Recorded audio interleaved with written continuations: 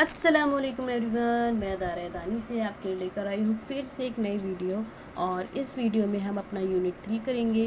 Basically देखिए, जैसे मैं आपको क्लियर बता देती हूँ कि इस यूनिट में हम क्या पढ़ने वाले हैं। तो इस यूनिट में सिर्फ हम यहीं तक पढ़ेंगे, लॉ ऑफ ऑर्गेनाइजेशन तक, उनके गैस्ट्री के जितने भी प्रिंसिपल हैं। उसके बाद हम नेक्स्ट वीडियो में इंशाल्लाह लर्निंग, मेमोरी एंड थिंकिंग का कवर करेंगे। तो चलिए स्टार्ट करते हैं बिना किसी देरी के। So let's start here first. जैसे कि देखिए, इंट्रोडक्शन पार्ट में ना इसकी इम्पॉर्टेंट है थोड़ी चीज़, ठीक है। तो मैं बता दे रही हूँ ऐसे ऊपर से, आप बाकी आप खुद से पढ़ेंगे ये। तो इसमें ये बताया जा रहा है कि जो भी कोई भी चीज़ है, ठीक है, तो उसको हम एक ही नज़रिए से नहीं देख सकते, है ना। उसके बहुत सारे नज़रिए होते हैं। अब मैं कहूँ कि आपको जानना है तो आप सिर्फ एक इंसान के बारे में ही तो मतलब आपके बारे में किसी भी एक इंसान से तो नहीं जान सकते। अलग अलग लोगों से पूछना पड़ेगा, उसके बाद जो कलेक्टिवली उसका जो निकलेगा मीनिंग वो होगा, ठीक है, कि आप कैसे इंसान हैं वगैरह वगैरह। तो उसमें ये बता रहा है कि अगर हमें कॉग्निटिव प्रोसेस समझना है, ठीक है, अगर हमें कॉग्निटिव प्रोसेस समझना है तो उसकी कलेक्टिवली चीज़ों को पढ़ना होगा। कैसे? जैसे कि अटेंशन यहाँ पर फर्स्ट दिया हुआ है, ठीक है। और कॉग्निटिव प्रोसेस के अटेंशन और परसेप्शन हमें समझना होगा। परसेप्शन किसे कहते हैं? अवेयरनेस को कहते हैं, ठीक है। लर्निंग, मेमोरी, थिंकिंग, ये तीनों तो आपको समझ में आ ही रहे होंगे। तो वैसे ही बता रहे हैं कि कॉग्निटिव प्रोसेस को समझने के लिए हमें ये सारी जितनी भी दे रखी है यहाँ पर, ठीक है, नेमली अटेंशन दे रखा है यहाँ पर, attention, perception, learning, memory, thinking etcetera, इन सबको हमें पढ़ना होगा, समझना होगा। ओके, सो हम यहाँ पे शुरू करते हैं अटेंशन का। तो अटेंशन में यही है कि right now as you are reading this lines you are exercising attention. अगर मैं इस लाइन को पढ़ रही हूँ तो इसका मतलब क्या है कि मैं इस पर अटेंशन कर रही हूँ। मतलब मेरा जो फोकस है, मेरा फोकस रीडिंग पर है ना। Often studied by the cognitive psychologist, attention has been found to play vital role in every aspect of human behaviour. देखिए, अगर फोकस नहीं होगा तो स्टेबिलिटी नहीं होगी, और स्टेबिलिटी नहीं होगी तो फिर कोई फ़ायदा नहीं है ना।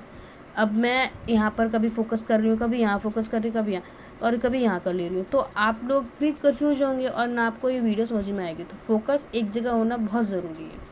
अब देखिए, यहाँ पे बता रहे हैं, ये साइकोलॉजिस्ट है रूस, ठीक है। तो 1951 में इन्होंने एक डेफिनेशन दी थी। उस डेफिनेशन को समझते हैं। The process of getting an object or thought clear before the mind. अब ये बताना चाह रहे हैं कि अगर मैंने आपको बोला कि आप एक ट्री के बारे में सोचिए, okay, you have to think about the tree. Okay, तो आप जब ट्री के बारे में सोचेंगे तो आपको क्या आएगा पहले कि ग्रीन ग्रीन लीव्स आएंगे आपके माइंड में, ठीक है। उसकी जो तनियाँ हैं, जो तने वगैरह हैं, उनके वो आएंगे, ब्राउन ब्राउन आएंगे। क्या पता आपके माइंड में कोई फल भी आ जाए, ठीक है, उसमें, मतलब उसमें लगा हुआ है ट्री में। सो यही बता रहा है कि कोई भी चीज़ बताते ही जो भी आपके माइंड में उसकी पिक्चर बनती है, ठीक है, उसी का बताना चाह रहा है कि वही मतलब प्रोसेस करती है क्लियरली बिफोर द माइंड। मतलब वही पिक्चर बन जाना, उसी के बारे में बता रहा है कि अगर कोई भी चीज़ बताती है आपके माइंड में, उससे पहले किसी भी चीज़ के बारे में पिक्चर बन जाना। यही बस इस लाइन का मीनिंग है, ठीक है। थोड़ा कन्फ्यूजन है पर कोई नहीं, आप बार बार सुनेंगे तो आपको समझ में आएगा। अब यहाँ पे बता रहे हैं विलियम जेम्स।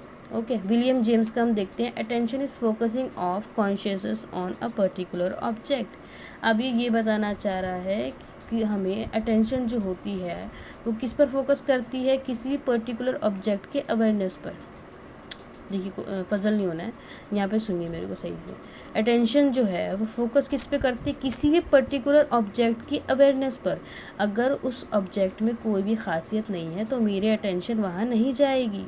यही समझ में आया आपको? तो यही बताना चाह रहा है कि किसी अटेंशन जो है, विलियम जेम्स कह रहे हैं, अटेंशन जो है वो फोकस किस पे करती है? किसी particular object consciousness pay attention करती है। रोज़ ने क्या बताया कि किसी भी चीज़ को बताने से पहले आपके माइंड में एक पिक्चर बन जाना, वो एक मतलब क्लियरली बिफोर द माइंड बोला ना, before the mind the picture, कोई भी थॉट बन जाना, ठीक है, वो क्या होगा? अटेंशन होगा। और विलियम जेम्स ने जो एक अपनी डेफिनेशन दी, उन्होंने बोला कि अटेंशन उस पर फोकस करती है किसी पर्टिकुलर ऑब्जेक्ट की अवेयरनेस पर, कॉन्शियसनेस पर, बस, ठीक है, यही समझना है। बाकी इसमें यही दे रखा है। अब यहाँ पर देखते हैं, it implies withdrawal from some things in order to deal effectively with others.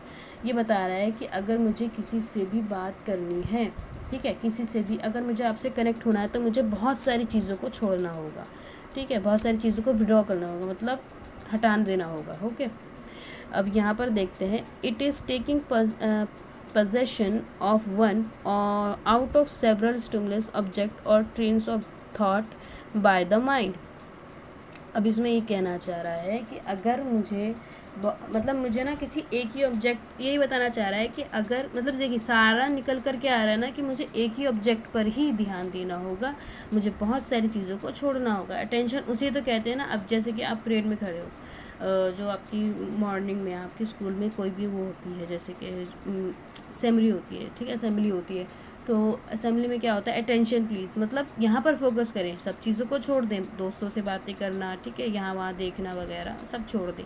तो अटेंशन उसी को कहते हैं कि किसी भी चीज़, बहुत सारी चीज़ों को छोड़कर किसी एक चीज़ पर, पर्टिकुलर चीज़ पर फोकस करना। बाकी सब यही है, ठीक है। और इन सब का, इन दोनों का प्लीज़ लिखिएगा अपने एग्ज़ाम क्वेश्चन पेपर में, जो सॉरी आंसर शीट पर, ठीक है। चलिए अब यहाँ पर आते हैं। देखिए मैं सीधा सीधा ये समझा दूँगी, और बाकी मैं पढ़ूँगी तो बहुत टाइम वेस्ट होता है, तो सीधा सीधा समझा देते हैं कि क्या है, और बाकी नहीं समझ में आएगा तो कमेंट सेक्शन है उसमें बोल देना। ओके, चलिए तो देखिए सिलेक्टिव अटेंशन क्या होता है। सिलेक्टिव अटेंशन वो होता है कि वो फोकस करता है किसी पर्टिकुलर चीज़ पर। सिलेक्टिव अटेंशन मतलब मैंने सिलेक्ट कर लिया कि बस मेरे को मेरी दोस्त से बात करनी है, तो बस मैं अपनी दोस्त से ही बात करूँगी और मुझे किसी की परवाह नहीं है, ठीक है। अगर मैंने ये सोच लिया है कि मैं सिर्फ फ़ोन देखूँगी तो मुझे कोई नहीं रोक सकता, तो वही सिलेक्टिव अटेंशन में आ जाता है कि किसी भी पर्टिकुलर चीज़ को सिलेक्ट करके उस पर मतलब कॉन्शियसनेसली उस पर ही फोकस है और किसी चीज़ पर नहीं, ठीक है। डिवाइडेड अटेंशन वो है कि कोई एक काम करते करते आप दूसरा काम भी कर रहे हो। जैसे कि यहाँ पे फॉर एग्जांपल दे रखा है कि texting while talking to someone, मतलब हम क्या करते हैं कभी कभार के किसी की बात इंपॉर्टेंट होती है, हमारी फ्रेंड की बात, तो हम क्या करते हैं कि हम फ़ोन भी चलाते रहते हैं, मतलब किसी और से बातें कर रहे हैं और फिर उससे बातें कर ले रहे हैं, ठीक है। तो वो डिवाइडेड अटेंशन हो गया। ओके, यहाँ पे एग्जाम्पल दे रखा है तो यही एग्जाम में लिख देना एग्जाम्पल, और बाकी मैंने ऊपर का आपको बता दिया। अब एग्जीक्यूटिव अटेंशन पर आते हैं। तो एग्जीक्यूटिव अटेंशन क्या होता है कि focus on important object and block unimportant object. अब थोड़ा पजल हो गए होंगे पर कोई नहीं। ये एग्जीक्यूटिव अटेंशन वो चीज़ है कि किसी भी एक चीज़ को फोकस करने के लिए बहुत सारी चीज़ों को रोक देना। जैसे कि हमने RAS पढ़ा था ना पिछली वाली वीडियो में, जो फिल्टर था वो क्या करता था कि जो इंपॉर्टेंट चीज़ है उसको पहुंचाता था और बाकी सारी चीज़ों को ब्लॉक कर देता था। तो वही है एग्जीक्यूटिव अटेंशन में, सेम बिल्कुल एकदम यही है, ठीक है, कि ये फोकस करता है किसी इंपॉर्टेंट चीज़ पर। जैसे कि मेरा एग्ज़ाम है, ठीक है, तो मुझे क्या मन करेगा कि मुझे इंस्टा चलाना है, रील्स चलानी है, ठीक है, व्हाट्सएप चलाना है, बातें करनी है अपनी फ्रेंड्स से। तो क्या करेगा, जब मेरे को थोड़ा स्ट्रेस होगा कि यार मुझे पढ़ना है, तो बाकी में क्या होगा कि मैं अपना इंस्टा चलाना छोड़ दूँगी, ठीक है। वो सारी जितनी भी मेरी ख्वाहिशें हैं, डिज़ायर्स हैं, उनको सबको रोक दिया और जो इंपॉर्टेंट चीज़ है उस पर फोकस करने लग गए, ठीक है। तो एग्जीक्यूटिव अटेंशन वही है।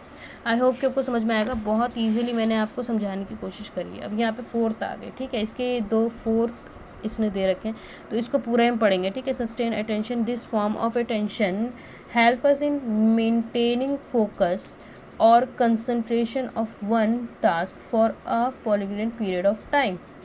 इसमें बताना चाह रहा है कि जो अटेंशन है वो हमें मेंटेन करता है किस चीज़ के लिए, किसी भी एक चीज़ के लिए, ठीक है। Concentration of one task for अ मतलब टाइम ऑफ पीरियड, मतलब जैसे कि यही है कि किसी चीज़ में सस्टेन रहना, मतलब सस्टेनेबिलिटी रहना। This form of attention help us to maintaining, किसी भी चीज़ को करने के लिए, किसी भी चीज़ को अच्छे से उस पर फोकस होने के लिए क्या करता है, ये हमें मदद करता है किसी भी चीज़ पर अटेंशन होने के लिए। फॉर अ लॉन्ग, मतलब जैसे कि मेरे को बनना है IAS, ठीक है, मैंने बहुत बड़ा बोल दिया, कोई नहीं, आप समझने की कोशिश करिए बस कि मुझे IAS बनना है, तो वो बहुत लंबा पीरियड है। वो IAS बनना इतना इजी थोड़ी ना है, तो बहुत लंबा पीरियड है। तो उसमें मेरी कौन मदद करेगा, ये वाला चीज़ में, ये सस्टेन अटेंशन मेरी मदद करेगी मेरे अपने मतलब गोल को अचीव करने के लिए। फोकस मतलब फोकस एक तरीके से ही बताया जा रहा है कि अटेंशन क्या होती है, सीरियसली फोकस होती है, ठीक है। जब मुझे IAS ऑफिसर बनना है, अगर मुझे IAS ऑफिसर बनना है तो मैं मतलब कंसंट्रेशन मेरा बहुत इंपॉर्टेंट है, ठीक है। उस पर कंसंट्रेशन करने के लिए, ठीक है, for a long period of time के लिए मेरे कौन मदद करेगा, सस्टेन अटेंशन मदद करेगा, ठीक है। किसी भी लॉन्ग चीज़ के लिए हासिल करने के लिए मेरी कौन मदद करेगा, सस्टेन अटेंशन। बस यही है इसमें। बाकी अगर नहीं समझ में आएगा तो कमेंट सेक्शन है ही, आप उसमें बता दीजिएगा, मैं उसमें भी आपको डिटेल से बता सकती हूँ। बट मैंने बहुत इजीली आपको बताने की कोशिश करी है। चलिए यहाँ पर आते हैं, परसेप्शन पढ़ लेते हैं अब, ठीक है। Perception is a set of process which help us in understanding the world around us, ठीक है। परसेप्शन क्या होता है? परसेप्शन मैंने आपको बताया था कि अवेयरनेस होती है, ठीक है। परसेप्शन क्या है? अवेयरनेस है किसी भी चीज़ के बारे में। मेरे आसपास चीज़ें, अब मैं क्या देख रही हूँ, कहीं पर लकड़ी है, कहीं मतलब सॉरी लकड़ी का दरवाज़ा है, कूलर है, मेरे सामने मेरी चेयर है, मेरे डेस्क है, और मेरे रूम में क्या क्या चीज़ें हैं एक्सेट्रा, यही सब चीज़ें, ठीक है। यही सब चीज़ों को देखना, महसूस करना, अवेयर रहना, इस सब को क्या बोलते हैं? परसेप्शन बोलते हैं, ठीक है। Are awareness about the stimulate or object it results it higher mental process. मतलब देखिए परसेप्शन को क्या बोला जाता है एक तरीके से, अगर फॉर्मली बोलूँ तो, ठीक है। इनफॉर्मली मैंने आपको बताया कि ये सारी चीज़ें होती हैं अवेयरनेस, ठीक है। अगर फॉर्मल वे में बताऊँ तो वो क्या होगा? हायर मेंटल प्रोसेस होगा, जो कि हम आगे पढ़ेंगे। कोई नहीं, यहाँ पे थोड़ा सा मैंने आपको बता दिया है, यहीं पर ये सब बता रहा होगा, ये सब चलो यहाँ से पढ़ते हैं, ठीक है। Your awareness about all those stimulus is the result of a higher mental process called perception, ठीक है। मैंने जो आपको बताया फॉर्मल वे में एकदम, कि हायर मेंटल प्रोसेस बोलते हैं। मेंटल मत समझ लेना, मेंटल मतलब कैसे कि मतलब काफ़ी ज़्यादा चेतना से भरा हुआ एकदम, ठीक है, वही होगा। Perception help us in interpreting our world and help us in making an appropriate decision, ठीक है। कोई भी चीज़ में डिसीजन लेने में हमें मदद करता है। ऑब्वियसली बात है, अगर हम अवेयर रहेंगे कि आजकल क्या चल रहा है, आजकल कौन सी जॉब की डिमांड है, आजकल क्या लोग को पसंद आ रहा है, अगर हम वो चीज़ करते हैं तो हमें फ़ायदा है, हमें सक्सेस मिलना ईजी होगा, ठीक है। From what dress to wear to how to cross the road, ठीक है, ये सब हो गया। Therefore perception is the process of selecting, organizing and interpreting the sensory information based on previous experience, other experience and need or expectation। अब देखिए यहाँ पे क्या बताया जा रहा है कि जो परसेप्शन है उसका जो प्रोसेस है वो सिलेक्टिवली ऑर्गेनाइज करता है, ठीक है। सिलेक्टिवली मतलब चुनता और इंटरप्रेट करता है सेंसरी इन्फॉर्मेशन में, जो कि सेंसरी इन्फॉर्मेशन हमारी जो भी होती है वो बेस्ड होती है कहाँ पर? प्रीवियस एक्सपीरियंस पे होती है, अदर एक्सपीरियंस पर होती है और नीड ऑफ एक्सपेक्टेशंस पर होती है। ओके, सो इतना ही है। देखिए परसेप्शन हमें हेल्प क्या करता है कि अंडरस्टैंड करता है कि हमारे वर्ल्ड में क्या चल रहा है, हमारी डिसीजन मेकिंग उससे अच्छी होती है, हमें फ़ायदा मिलता है, ठीक है। और जो भी हमारी सेंसरी इन्फॉर्मेशन होती है वो बेस्ड किस पर होती है? प्रीवियस एक्सपीरियंस पर होती है, अदर एक्सपीरियंस पर होती है और नीड ऑफ एक्सपेक्टेशंस पर भी होती है, ठीक है, कि हम क्या चाहते हैं, हमें क्या ज़रूरत है, बाकी ये सब है। सो ब्रॉडली देखो यहीं पे बताया जा रहा है कि हम यही सब पढ़ने वाले हैं, तो हम ये नहीं पढ़ेंगे। अब यहाँ पे पढ़ते हैं स्टेजेस ऑफ परसेप्शन। अब स्टेजेस ऑफ परसेप्शन में जो फर्स्ट है, द फर्स्ट स्टेज सिलेक्टिव है, ठीक है, सिलेक्शन है, sorry. The first stage of perception is selection. Since our brain has limited capacity therefore is it can not attend to all stimulates at a time, we unconsciously or consciously select some stimulate and ignore others. Their selected stimulus become the attained stimulus। मतलब इसमें ये बताना चाह रहा है कि देखिए हमारे जो माइंड है उसमें मतलब एक तरीके की ना वो डाल रखी है कि एक कैपेसिटी है कि उतना ही चीज़ ले सकता है। अब आप एक चीज़ करते हुए आप जो दूसरी चीज़ करते हैं वो छोटी छोटी चीज़ों में कर सकते हैं, बड़ी बड़ी चीज़ों में नहीं कर सकते। मीटिंग में बैठे हैं तो और भी कुछ कर रहे हैं, नहीं, उससे क्या होता है हमारे माइंड ना ब्लॉक होने जैसा हो जाता है, कुछ समझ में नहीं आ रहा है, माइंड को खुद समझ में नहीं आता है, कोई सिग्नल नहीं सही से मिल पा रहा है कि मैं क्या करूँ तो मैं क्या करूँ, है ना।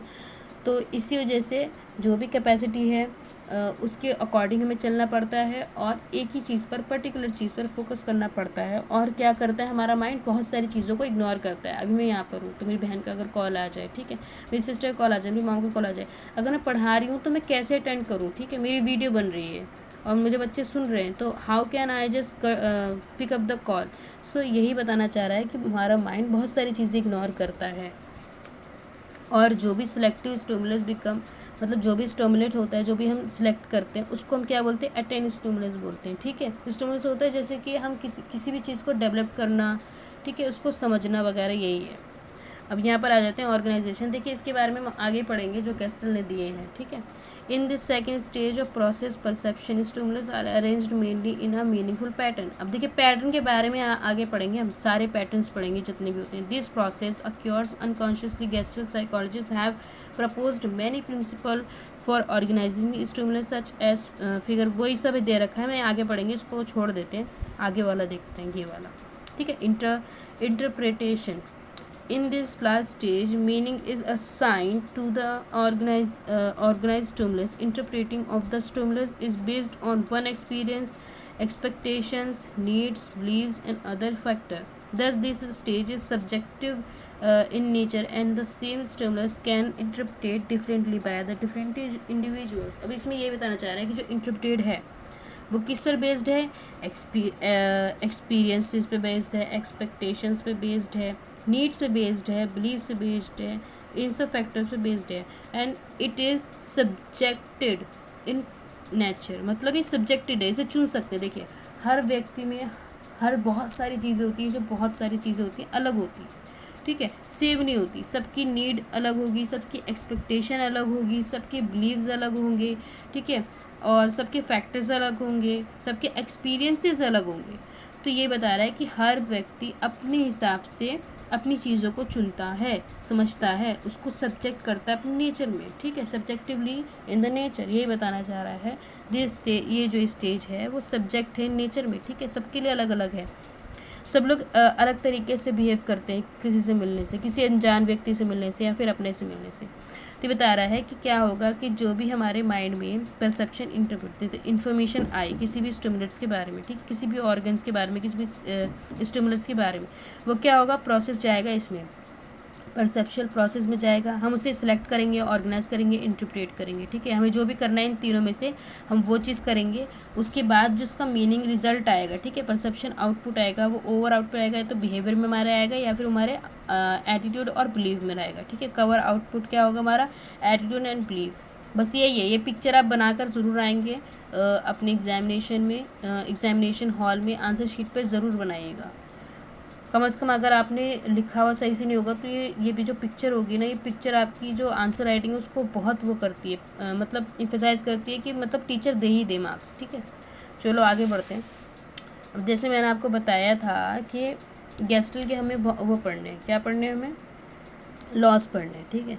तो यहाँ पर हम देख लेते हैं इन द अर्ली सेंचुरी। देखिए मैं बता रहा है कि जो 3 जर्मन्स है, मैं देखिए आपको हिंदी में बता दे रही हूँ ताकि आपको समझ में आ जाए। समझ में आ जाएगा तो आप खुद एक बार रीडिंग करेंगे ना तो फिर आपको इजी होगा कि जर्मन के 3 साइकोलॉजिस्ट हैं, ठीक है, जिन्होंने अर्ली 20 सेंचुरीज़ में ये मैक्स वेदनर, वॉल्क खोलर, पता नहीं कैसे कैसे नाम है, ठीक है, आप देख लेना, गूगल पर सर्च करके इनके नाम भी पढ़ लेना, उनके स्पेलिंग ज़रूर करेक्ट करके आना। कुर्ट कुर्फा प्रपोज्ड अ न्यू प्रिंसिपल, ठीक है, explaining the perception called as a gestalt principle. इन तीनों ने अपने प्रिंसिपल्स का नाम क्या दिया, जो भी इन्होंने परसेप्शन में बनाए हैं, गेस्टल प्रिंसिपल, ठीक है। According to these psychologist the process of perception does not involve perceiving an area of stimulate as an object but in involves our tendency to seek form of pattern.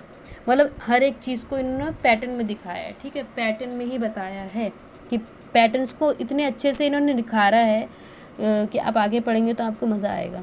The literal meaning of the word of gestalt is from a configuration. देखिए literal मतलब क्या होता है कि जो meaning दे रखा है, ठीक है, हमने एक वीडियो में मैंने बताया भी था कि लिटरल का मीनिंग होता है जो भी दे रखा है उसका मीनिंग, ठीक है, जो भी बता रखा है। शायद वो सुनने में अजीब लगे, आपको लगे उसका अलग मीनिंग है, नहीं, लेकिन उसका वही मीनिंग होता है जो बता रहा है। जैसे कि बहुत सारी चीज़ें होती हैं, अब मैं कैसे बताऊँ कि मतलब जैसे कि अगर मैंने बोला कि एक लड़की गड्ढा मतलब अर्थ खोद रही है तो उसका मतलब वही होगा, ठीक है, उसका मतलब अलग नहीं होगा। राइटर ने बहुत सोच समझ कर उसका मीनिंग वही लिखा है, वो वर्ड लिखा है और उसका मीनिंग भी सेम ही है, ठीक। Gestalt configuration, the basic premise of Gestalt psychology is the whole is different from the sum of its parts, ठीक है, कुछ अलग भी हो सकते हैं। Based on this basic premise, Gestalt psychology proposed a number of principles of laws to explain the process of perception organization। इन्होंने जो भी परसेप्शन ऑर्गेनाइजेशन जो भी बताया है उसको एक पैटर्न बताया है, ठीक है, उसके जो लॉज है उसके प्रिंसिपल है उसको एक पैटर्न बताया है। How the perceived similar units of stimulants as a whole, having a particular pattern in the following selection, ठीक है, वही सब भी बता रखा है कि दे रखा है। देखिए ये जो है ना, ये वाली एक्टिविटी आप ज़रूर करिएगा। देखिए मेरे आप देख रहे होंगे सर्कल मैंने कर रखे हैं, मैंने तो इसमें 15 तक मतलब फेसेस ढूंढ लिए हैं, ठीक है। वैसे तो इसमें बताया गया कि 13 फेसेस ढूंढने, तो आप कोशिश करिए कि आप भी ढूंढे 13 फेसेस, मज़ा आता है ऐसी चीज़ें करा करिए, ठीक। अब आगे बढ़ते हैं। फिगर ग्राउंड रिलेशनशिप, देखिए अगर हमें इसमें बताया जा रहा है, देखिए मैं पढ़ूंगी नहीं, मैं आपको ऊपर ऊपर समझा दे रही हूँ, पढ़ना आपका काम है, छोटी छोटी लाइन से आप खुद पढ़ेंगे, ओके। तो फिगर ग्राउंड रिलेशनशिप में ये बता रहा है कि अगर मैं आपसे पूछूं कि आप इस पिक्चर में क्या देखते हैं, तो आप बताएंगे कि यहाँ पर जो भी शतरंज के 3 पेयर्स हैं, ठीक, 3 पेयर्स है। लेकिन अगर मैं आपसे पूछूं कि इनके आउटलाइंस में आपको क्या दिख रहा है, इनके ग्राउंड रिलेशनशिप को यही बताया गया है कि जो भी इनके आउटलाइन है, सॉरी पहले ये बता देती हूँ कि आउटलाइन में क्या बताया गया है। तो आप बताएंगे कि मैम आउटलाइन में तो मतलब मैन दिख रहे हैं, ठीक है, 2 मैन दिख रहे हैं। तो जो 2 मैन दिख रहे हैं, ठीक है, अगर हम पिक्चर्स को देखें तो 3 पेयर्स है, लेकिन अगर इसके ये फिगर्स आउटलाइंस को देखें, ठीक है, इनकी ग्राउंड रिलेशनशिप यही बताई गई है कि जो भी स्टिमुलेट्स है, ठीक है, जो भी ऑब्जेक्ट है उसका ग्राउंड से क्या कनेक्शन है, वो कुछ फिगर आउट कर रहा है कि नहीं कर रहा है, ठीक। मतलब जैसे कोई भी पिक्चर है तो उसका जो ग्राउंड से क्या रिलेशन है, मतलब वो क्या एक तरीके से दे रहा है, ये क्या दे रहा है, ये एक आदमी बना रहा है, ये दोनों मिलकर, है ना। तो उसी ग्राउंड रिलेशनशिप बताया गया है कि जो भी नीचे चीज़ें को कनेक्ट कर रहा है उसी ग्राउंड रिलेशनशिप बताया गया है। 3 पेयर्स तो हैं ही, लेकिन ये कनेक्ट भी कर रहा है किससे, अपनी आउटलाइन की मदद से ये हमें 2 आदमी दिखा रहा है, ठीक। तो ये बताया गया है कि फिगर ग्राउंड रिलेशनशिप। चलिए नेक्स्ट पढ़ते हैं। सॉरी, देखिए यहाँ पे बताया गया, थोड़ा सा मैं पढ़ दे रही हूँ। Therefore the principle states that we have a tendency to segregation our world in the form of figure and ground. Figure is that part of stimulus which has our focused of the visual field where the ground is background. Figure जो है, देखिए figure का जो shape होता है वो better होता है रिमेम्बरेंस के लिए, ठीक है, मतलब याद करने के लिए, ठीक है। और लेकिन जो बैकग्राउंड है वो शेपलेस होता है, उसका शेप थोड़ी ना है, वो तो बन गया है बस, ठीक है, इसलिए बताया जा रहा है। ये मत सोचिएगा कि शेपलेस कैसे हो गया, ठीक है, शेप तो उसमें बन रहा है लेकिन फिगर की वजह से बन रहा है, ठीक है, इसलिए उसको बोला गया कि शेपलेस है और उसकी कोई लिमिट्स नहीं है, वो कुछ भी बना सकता है, okay. Now let us look at the figure 3.2, ठीक है, 3.2 बता रहे हैं यहाँ पे, देख जो भी देखना है, ठीक है। अब बस यहीं तक ही समझिएगा कि फिगर ग्राउंड रिलेशनशिप को कहते हैं क्या असल में, जो कि मैंने आपको बता दिया है। और बाकी जो मैंने यहाँ पर ये जो मैंने करा है ना आउटलाइन, इसको यहाँ पर आउटलाइन करके समझ लीजिए मेरी वीडियो देख कर, ओके। चलिए नेक्स्ट पढ़ते हैं, लॉ ऑफ प्रॉक्सिमिटी। देखिए लॉ ऑफ प्रॉक्सिमिटी क्या होता है, ये ग्रुप को फॉलो करता है, ठीक है। देखिए यहाँ पे आप अलग ग्रुप देख रहे हैं और यहाँ पर आप अलग ग्रुप देख रहे हैं, तो ये अपने ग्रुप को ही फॉलो करता है। यहाँ पे बताया गया है, जैसे यहाँ पर stimulus which are closer to each other are perceive by us as belonging to one group. अपने ग्रुप को फॉलो करना यही क्या कहलाता है, लॉ ऑफ प्रॉक्सिमिटी, ओके। चलिए नेक्स्ट पढ़ते हैं, लॉ ऑफ सिमिलैरिटी। देखिए लॉ ऑफ सिमिलैरिटी क्या होगा, जैसे कि आज मैंने और मेरी बहन ने सिमिलर कपड़े पहने, बस सिमिलैरिटी यही है, आज मैंने और मेरी बहन ने सही सेम बात कही, वही सिमिलैरिटी है। तो यहाँ पर भी आप देखेंगे कि यहाँ पे जो सर्कल देख रहे हैं आप, कि एक वे में एक लाइन में सिर्फ वाइट है, एक लाइन में सिर्फ ब्लैक है, एक लाइन वाइट एक लाइन ब्लैक, एक लाइन वाइट एक लाइन ब्लैक। तो क्या है ये सिमिलैरिटी, तो हुई ना कि इन्होंने अपनी एक चीज़ को, जो इनकी एक लाइन है उसको वाइट रखा, फिर दूसरी लाइन को ब्लैक रखा। तो ये देख रहे हैं ना कि आप किस तरीके से इन्होंने पैटर्न बनाया है, अलग अलग ग्रुपिंग बताई है, ठीक है, कि ये वाली ग्रुपिंग भी हो सकती है, ठीक है, कि पूरी एकदम 6 लाइन की ग्रुपिंग बना ली है ना, और ये भी हो सकता है कि 2-2 करके ग्रुपिंग बना ली है। तो इसमें भी यही बताया जा रहा है कि वाइट की ग्रुपिंग बनानी है और एक ब्लैक की ग्रुपिंग बनानी है, क्या पता यहाँ पे ग्रीन की भी एक ग्रुपिंग होती, ओके। तो ये क्या करता है, this follow to the similarity by colour shape height gaps, ये मैंने खुद से बताया, ठीक है, कि ये सिमिलैरिटी में क्या क्या चीज़ें सिमिलर हो सकती हैं, कलर सिमिलर हो सकते हैं, शेप सिमिलर हो सकते हैं, हाइट सिमिलर हो सकती है और गैप्स भी सिमिलर हो सकते हैं, ओके। बाकी आप ये खुद से पढ़ेंगे जो मैंने आपको बताया, और अगर कोई भी दिक्कत होगी तो आप कमेंट सेक्शन में बता दीजिएगा। अब यहाँ पढ़ते हैं, लॉ ऑफ कंटिन्यूटी और गुड कंटिन्यूटी। देखिए इसमें बता रहा है कि कंटिन्यूटी मतलब किसी भी चीज़ को फॉलो करते रहना, बस ये बताया जा रहा है। किसी भी ग्रुप को भी फॉलो कर सकते हैं, किसी लाइन को भी फॉलो कर सकते हैं। अब यहाँ पर मैंने अपने आप से एक और पिक्चर्स बनाई है कि ये देख रहे हैं आप, ये जिस भी लाइन में जा रहा है उसी लाइन में सीधे सीधे इसको डॉट फॉलो कर रहे हैं। तो यही होता है लॉ ऑफ कंटिन्यूटी। किसी भी चीज़ को कंटिन्यूसली, बहुत ही फोकस से उसको कंटिन्यूसली पीछा करना, ठीक है, उसको मतलब फॉलो करते रहना, यही बताया जा रहा है इसमें। और ये जो मैंने दूसरी फिगर बनाई है, ये आप अपने एग्जाम में ऐसी 2 फिगर्स बना सकते हैं। और फिगर्स ज़रूर बनाइएगा, ये जितने भी गैट्सविल के मैंने बताए हैं ना, उसमें ज़रूर बनाइएगा। और ये कोशिश करिएगा कि ये भी बना सके, नहीं बनाएंगे तो कोई इतना वो नहीं है, ठीक है। अब लॉ ऑफ, इसमें पढ़ते हैं लॉ ऑफ क्लोजर। देखिए लॉ ऑफ क्लोजर क्या होता है। लॉ ऑफ क्लोजर एक तरीके से ना ये उसको ही बता रहा है, एक तरीके से जो हमने फिगर ग्राउंड रिलेशनशिप पढ़ा था उसका एक तरीके से ये बता रहा है कि law of closure. Law of closure का पढ़ लेते हैं। It names this law should not be confused with the law of proximity. अच्छा, लॉ ऑफ प्रॉक्सिमिटी नहीं है ये, ठीक है। This law state that we have tendency to perceive stimulus as a closed shape even the some missing parts। अब इसमें आप देख रहे हो कि इसके कुछ पार्ट्स जो हैं वो मिसिंग हैं, लेकिन फिर भी जो इसके अदर पार्ट्स हैं जो दिख रहे हैं वो इसको कंप्लीट कर दे रहे हैं, तो उसी को हम क्या बोलेंगे, लॉ ऑफ क्लोजर। चलिए पजल मत हुई, देखिए यही बताना चाह रहा है कि इसके जो कुछ पार्ट्स जो हैं, जो इसके कुछ पार्ट्स नहीं हैं, ठीक है, गायब हैं, मिसिंग हैं, उसके बावजूद जो इसके जो पार्ट्स प्रेजेंट हैं उसको ये कवर कर ले रहे हैं। मतलब कि मतलब एक तरीके से बता रहे हैं कि मिसिंग नहीं है, ठीक है। हालांकि वो मिसिंग पार्ट्स हैं, लेकिन वो एक और पिक्चर्स बना दे रहे हैं। एक तरीके से ग्राउंड रिलेशनशिप ही तो हो गया ना ये, कि इसने अपने ग्राउंड को उभारा, मतलब बताया, ठीक। बस इतना ही समझ लीजिए, ज़्यादा समझेंगे तो कन्फ्यूज होना है, और मैं नहीं चाहती कि आप लोग कंफ्यूज हैं। अब ये लास्ट वाले, नहीं सॉरी लास्ट नहीं है, ये था ना हमारा, हाँ, law of common fate. Law of common fate के बारे में हम आगे पढ़ते हैं। This principle states that the stimulus moving in similar direction are perceiving and belonging to same group as show in figure 3.8। एक तरीके से क्या हो गया, कौन सी इसको ग्रुपिंग को फॉलो कर रहा है, ये लॉ ऑफ प्रॉक्सिमिटी को एक तरीके से फॉलो कर रहा है, मतलब कि ग्रुप को फॉलो करना है, ठीक है। ये अपने ग्रुप को ही तो फॉलो कर रहा है। अब ये देखिए कि लाइन से कार्ड्स लगी हुई है, ठीक है, लाइन से कार्ड्स लगी हुई है, तो एक तरीके से अपने क्या कर रहा है, अपने ग्रुप को ही फॉलो कर रहा है, ठीक है। सिमिलरिटी डायरेक्ट से perceive and belonging to same group as show in figure 3.8, ठीक। बस यही है इसमें, यही थोड़ा सा सेम कर रहा है, ये भी अपने आप से आप लिख सकते हैं।